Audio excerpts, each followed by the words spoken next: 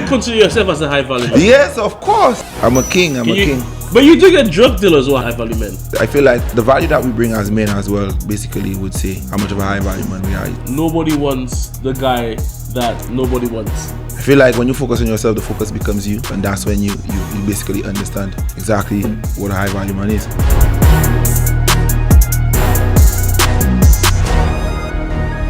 What is classed as a high value man? A lot of women are now pursuing high value men, after Andrew Tate came out, and loads of women are after that kind of man, right? So in this podcast, we're going to be talking and delving into a little bit more about this. Listen, my name is Willie, and I'm the host of the Level Up podcast. If you haven't smashed the like button, go ahead and do so. Most importantly, subscribe so you can be notified when I drop a new video. Today, I've got a very good guest who's a very good friend of mine. His name is Jamie, aka as Montut's Finest. So without further ado, let's show some love to Jamie, Montut's Finest. How's it going, bro? I'm doing amazing, bro. I'm doing amazing. It's always a pleasure to be at the table with you, bro. I consider you a high value man already. Appreciate that, my bro. And one of the reasons why I've got you as a host, because I feel like that's right up your street, and I'm sure you have a lot to say on that. So a lot of women right now are pursuing what is called a high value man. So first things first, let's delve into what is a high value man into your own words. So I'll say a high value man is a man that focuses on himself and is able to, sustain the home, sustain whatever he has going on for him. Do you consider yourself as a high value man? Yes, of course. All right. So what kind of man are you then? I'm a king. I'm a king. Can you break down what a king is to the viewers? So basically, I would say a king is someone that basically stands on purpose, stands on value, stands on certain principles. A king is someone that is focusing on themselves, basically, because I feel like when you focus on yourself, the focus becomes you, and that's when you basically understand exactly what a high value man is. Okay. Do you want to know what my take on a high value man is? Of course I want to know your take. It's always a pleasure, bro. Like, you have everything covered, bro. Like, of course, just looking at you, I could see that you show certain characteristics. Of course, I'm not sure exactly, what you have learned over time. I know where you're coming from, but I would want to know what are some of the principles that you would say that contributed to you and the way that you move around. It's basically a high value man, essentially. Yeah, 100%. I think for me, what a high value man is, I think a high value man is a man of value, a man of high value, right? Now, what exactly does that entail, right? There are men that obviously, go out and work and, they can cater to the family, which is obviously great. I think that's the role of a man. I think a high value man is obviously just a man who's just can do a little bit more. He has a little bit more to offer. He can obviously, fly you out, spend money on obviously a nice restaurant and not have to worry about it. A man who's obviously number one financially ahead, and can obviously offer, a very nice lifestyle to a female. And number two, I think, is a man who is in high demand. When I was a solution, one of the things my mom always used to say is that nobody wants the guy that nobody wants. So when you obviously are single, you by yourself, and you got no partner, nobody wants you. But the minute that Stacey's now dating Jason, everybody wants Jason now, right? So I think that's obviously also part of the high value man is the man that a lot of women want, all right? And that's not just based on look, but that's based on so many different avenues and areas, in life. I think that's my general take on a high value man. Okay, sounds amazing though. I agree to a certain extent. I feel like the value that we bring as men as well, basically would say how much of a high value man we are. I don't feel like necessarily because we could take shorties out. Because if you look at probably, let's just say, scammers, jerk dealers, I wouldn't genuinely say that they're high value men. They probably have bread, but some of the principles that they stand on doesn't really say that you're a high value man. So I get it. I understand that you want to be able to. Yeah, I think the full package. I'm not saying, but you do get drug dealers who are high value men. Well, let's break it down. When I ask the average girl what's their type of man, all right, what kind of men that they want, this and the other, they normally say the very similar things. What do they normally say when you ask them? Yeah, they would say they want a loving man. They want somebody that could sustain the home. They want a leader, a guide, a protector. That's generally what they want. God fearing. Right. And man can obviously look after them so they haven't got to worry about going to work. Agreed. Yeah, they say things like that. Good looking. Someone that even go as far as saying tall, dark and handsome. Yeah. But that's, it's all high value men are not dark. And all value men are not tall. Agreed. So I don't think what they look like really should dictate whether they're high value. I think it's actually a very good conversation about, where exactly is women classed as a high value man. But what I tend to realize that the men who's doing very, very well in life, they tend to attract a lot of women. Even women that's in relationships, so not even married, but they want a man like this. So I think that's kind of like that's kind of one of the things I would obviously say. Yeah. The attributes of a high value man. I don't know what you think. Yeah, but to be fair, like most of the things that the girls will be looking for, I would say the shorties will be looking for is from the 1%. Right. It's like everything they ask for is from the 1%. But it's just crazy that everybody's looking for the 1%. You feel me? And they would ask for high value men, but they wouldn't genuinely want to basically follow or understand, in a sense that to get a high value man as a 1%, you might just have to share the load, like share the weight, share character, share money, share time. Could you break it down for us a little bit more about you might have to share? What do you mean by that? Yeah, of course. We already know the odds are probably like 20-1 right now. The odds are 20-1 right now. 20-1. What do you mean by that? 20 women to 1 man. To 1 man, sorry. 20 women to 1 man. I can't handle 20 women. That's a bit much. No, I'm just saying, if you have to go based on the population, it's 20 women to 1 man. Right, and I'm not saying that every man would have 20 shorties. But what I'm trying to say is, if that's the odds already, right, that's for like a general person, like an average person. Right. Far less for someone that is living based on principles, someone that is focused on themselves, someone that is catching the bag, someone that is in the gym, someone that is taking time out to do personal development, someone that can afford to, fly you out. I mean, if an ordinary person, if an ordinary man has 20, far less for those that could do that. It's a lot. It's a lot more. I get what you mean. So you're just saying that high value man got a bit more options. Of course, we have a lot more options. We do have a lot more options. What do you think? Yeah, I can see what you're saying. I can totally see what you're saying. That they have a lot more options. I mean, that's obviously what makes you of high value, isn't it?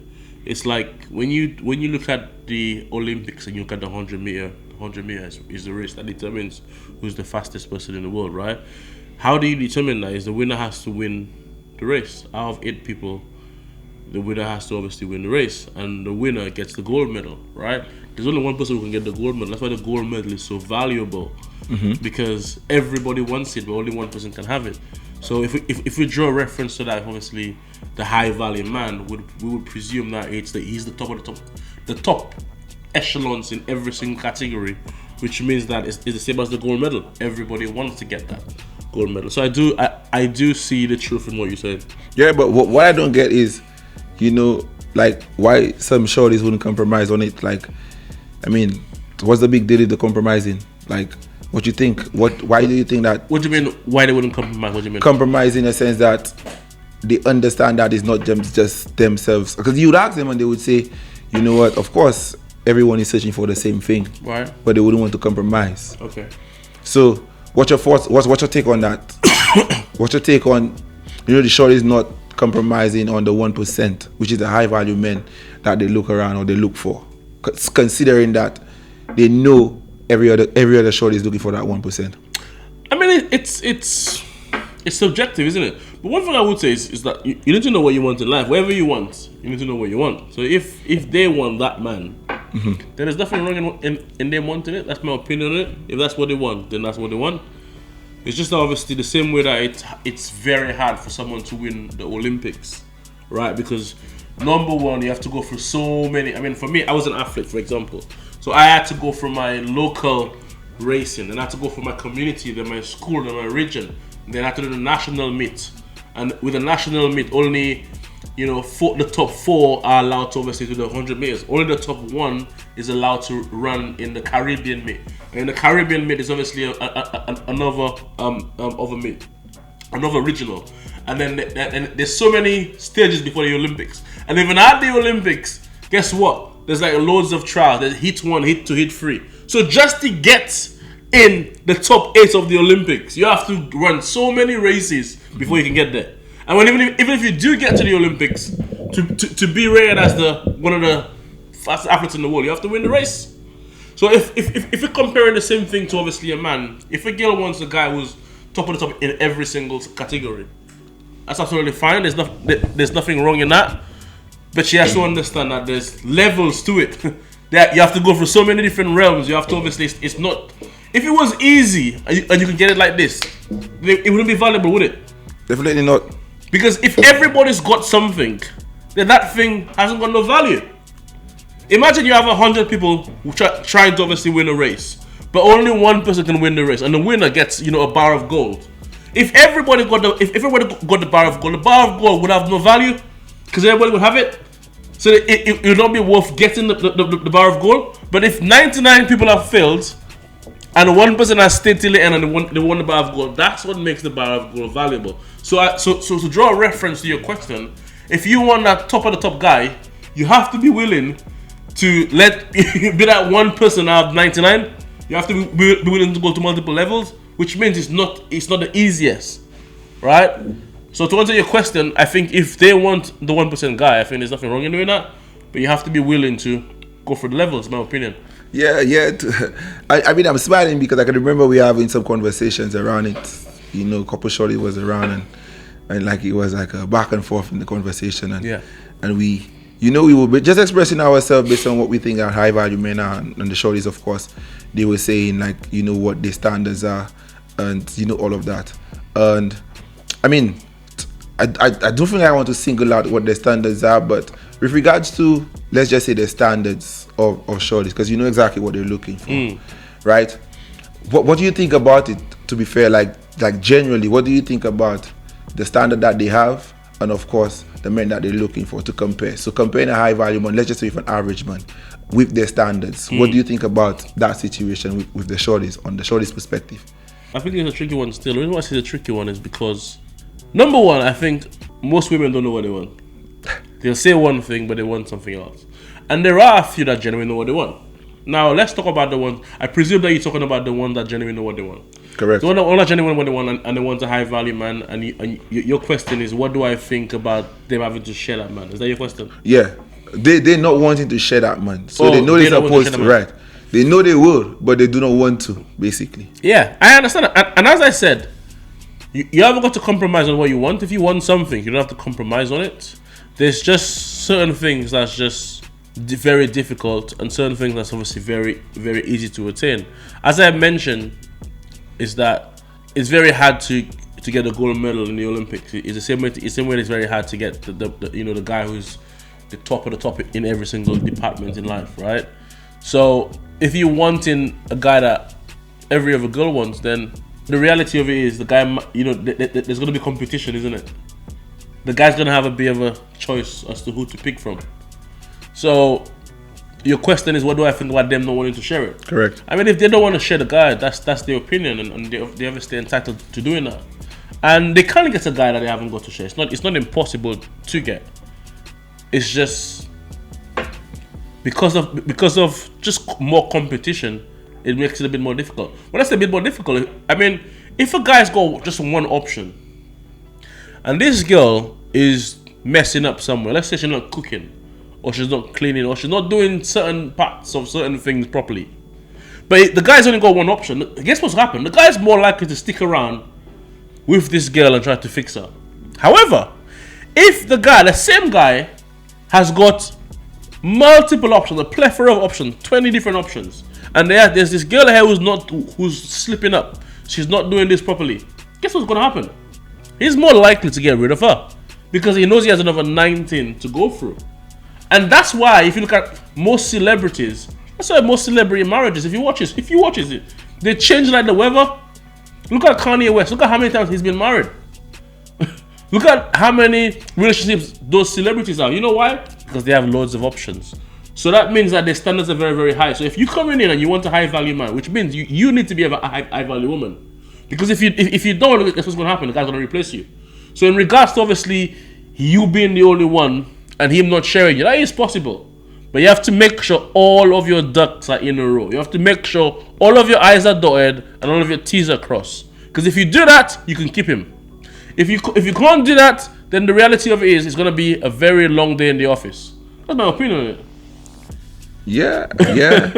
for me it's like one is just so much character that you build on that journey to becoming a high value man, right? I feel like some women would come around and they would want you ready made. That's what I feel. I feel like they would want you ready made, but what they don't get is the person that you become on that journey to be ready made is just so different, right? We understand that we don't take bullshit. That's what basically gets you to a high value man. It's so much adversity that you have to overcome to become a high value man. It's deeper than just a relationship, or deeper than just just picking up a shorty and say, I want to be in a relationship with you. It's certain principles that we stand on away from a relationship that brought us to becoming a high value man. So when I heard them saying, what, they do not want to share, I feel like they don't really have it's not them. Like you said, they need to be correct so that I could decide if I want to just keep it 100 with you and just leave it like you shouldn't be the one dictating what you want. You should come with what you're giving, and of course, if I feel like it basically contributes to what I'm working on. I mean, I hear what you said. I slightly disagree, because at the end of the day, the girls have got a choice as to what they want, innit? Yes, agreed. If they want a guy who's a 1%er and they don't want to share him, there's nothing wrong in them wanting that. Yeah, well, I just feel like a high value man is not the man. Well, not necessarily. There are women that obviously get high value. There are women that obviously work on themselves. Go to the gym all the time. They've got very good shape. They work on their Instagram, and they get bare high value men in the DMs. You see, I think life for women is actually slightly easier than life for men. What do I mean by that? I live in Canary Wharf. There's loads of big boats right outside where I live, on the water, right? For a man to be on that boat, that man have had to go. By the captain. That man have had to go through hell and back, or has probably had to inherit loads of wealth to get there. Because you won't see a guy bringing loads of his friends on that boat. And if the guy brings most of his friends on that boat, he will normally bring his friends that's in the same realm as they're successful as him. So the guys that most likely on that boat, and there's a very high chance that they are self-made or they're successful themselves. Now, on that same boat, you see a few women on there, some very good-looking women on there. Them women probably never had a job in their life. But what they've done, they've worked on themselves, they've gone to the gym, they've obviously fixed their Instagram, and because they look good, boom, the high value man has just they say, yo, what are you saying? Come through. So the reality of it is, the journey for that man to get on that boat is a lot more difficult but for the woman to get on that boat. So what I'm trying to say to you is, I slightly disagree in what you say, in the sense of women can obviously want a high value man, and they cannot want to share him, and they can have that. It's just not highly likely, but it is possible. Does that make sense? They can get on that boat and they haven't got a lot to do. Whether they can obviously do enough to make sure that this guy treats her like the wife and wife's her, that's a completely different cup of tea. But they can definitely get on the boat easy. They have to just work on themselves, look good, work on their Instagram, and they will get high value men, footballers, rappers, DM them. 100%. Okay. I mean, I hear that. And I mean, it's calm, it's justifiable, it's okay as well. But I mean, as a high value man, I have a question though. As a high value man, what are some of the struggles that you face daily? Of course, driving a Lambo around Canary. Property millionaire. Of course, that qualifies you as a high value man. Of course, not just what you have, but your journey. What are some of the struggles that you face daily?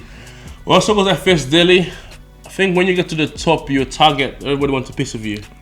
And I think that's obviously one of the struggles that obviously you do face, because most of your convos that you have as high value man is with people coming to get help. They want this, they want that, they want this, they want that. You're almost like a bit of a target. So you're a bit of a, I don't know, you feel a little bit used, not used, but nobody like to feel used. You agree? Agreed. Like whether it's a woman or a man, you like to feel used. I think that's obviously a struggle. Obviously, when you get there, and that's why I do business with people who do business with me. That's why, I do my challenges where I move to people's houses and have them become financially free. I've done that with loads of students like Josh and Manfred and Leopold and Shanique and loads of students. Before I did it with them, they already did business with me. They're already my students. So for me to obviously choose them randomly, it's fine because they've already showed me that they value me. So because they value me, I can now pour into them a bit more.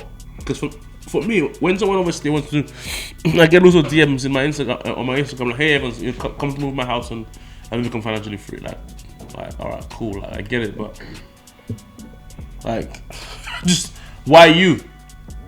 Why not the thousands of followers that I have? Does that make sense? For me, I like people who obviously are action takers. People who obviously, give to get. The massive power of success is giving. I am probably one of the biggest givers, right? And that's a law of success. A lot of people want to give, but they want to get. So I think that's one of the things I face a lot, being where I am today. I get a lot of people trying to take, but not a lot trying to give.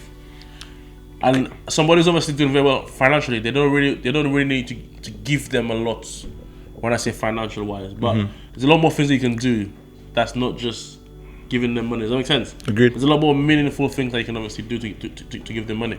Of course, people see you as a target, like you said, like you have everything already. All they could do is just come around with some nice faces, create a facade. You could be dealing with that on a day-to-day. But of course, that was some of the things that you deal with. But how do you deal with it? Like, how are you able to overcome it? How are you able I judge to people by what they do, not by what they say. A lot. I do that professionally, and I also do that in business as well. You see, a lot of people will talk a good game. Very few people actually going to do anything. Like, everybody talks a good game. Oh, I'm going to do this, bro. Don't worry, I'm going to do that. All right, cool, bro. Well done. Guess what happens? They never do it. And I think that's the difference between people who are successful and people who are not. Now, I'm not telling you you'll always do the things that you say you're going to do. We are humans at the end of the day. Only robots are programmed to do that. But as humans, we're not programmed to do everything that we say we're going to do. But we can do majority of the things that we're going to do. Because that makes you stand out. Does that make sense? Mm-hmm. So that's one of the things that I do. That's how I deal with it. When people want things from me, I don't just watch what they say, I watch what they do. Do you know what I mean? I look like, do they really deserve it? So based on their actions, I will obviously match it. That's one of the things that I do with that. And yeah, man, I do a lot to give back. I do a lot to give back. I do a lot of free property events. I give a lot of free information, a lot of free knowledge. We're doing the Project 100. We go to St. Lucia at the in July.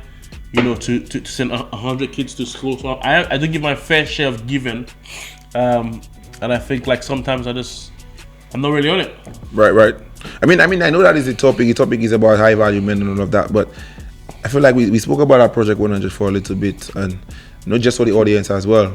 I mean, what's your perspective around that? Like, let's talk about that. Let's move away from subject for a little bit, just to make the audience see exactly what the vision is, what's the plan, of course, how they could contribute to your vision. What's Project 100? Sorry. Yeah, Project 100 is we are helping 100 students become financially free this year in property, and we also are sending 100 kids to school this year.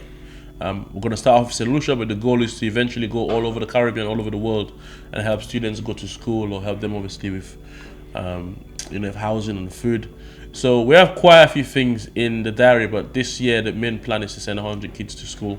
Because when I used to go to school in St. Lucia, I remember my best school bag was from one of my friends. His nickname is Naya. He came down to St. Lucia on holiday, and I saw he had a Nike bag, and I really begged him for that bag, and he didn't really say yes to me. But on the last day, he gave me the bag. That gift moved the mountain for me, man. I felt so good having a Nike bag going to school, right? When it comes to school shoes, I used to have like the black shoes I used to go to church with. My church shoes is what I used to go to school with because I couldn't afford, trainers and that. Definitely couldn't afford branded trainers. So, that's why, I say in countries like this, a lot of students have to resort to delinquent stuff. They have to probably resort to theft or they have to resort to being bullied at school. So one of the things I want to do this year is obviously, go over there and give them a fresh pair of trainers, a brand new pair of trainers, a branded pair of trainers, a bag, some stationery, because I know it goes a long way for them. It might mean nothing to me, but it might mean a lot to them, because it definitely mean a lot to me when Naya gave me that bag. So that's a little bit more about Project 100. Sounds amazing though. So how do you plan on doing it though? Because I feel like it's a solid initiative. I mean, sometimes people neglect their spaces, people neglect where they're coming from. So let's just say I'm on the podcast. I'm tuned into the podcast right now, and I want to just give a little. It can go a long way. Yeah. How do you yeah, so that's done? Yeah, very good question. A lot of people want to contribute to that as well. And what we're gonna do is we'll probably put a link around this video that's got a GoFundMe page where obviously you can just literally click the link and you can contribute towards that charity. And you can follow the journey. You can see the pictures, you can see the videos that we're gonna take in July when we fly out there. I would say, anything that you can contribute towards that, it goes a long way. It can be something as small as 20, 30, 40, 50 pound, 100 pound. It goes a long way. So yeah, that would be amazing if you guys can obviously jump on and be part of the mission. So we put a link around this video, and you can feel free to click on there and contribute to it. Yeah, sounds like a solid plan. But I think it's been a phenomenal conversation. I think it's always great to have you on the podcast, bro. It's always good to have your take, especially in and around women, because I feel like that's you're a master of that. And I hope women and men found this podcast enticing and entertaining. So if you haven't liked it so far, make sure you like the video. Most importantly, make sure you click the subscribe button so you can make sure you hear the videos when we post. Have a good day, guys. Peace out. Loads of love.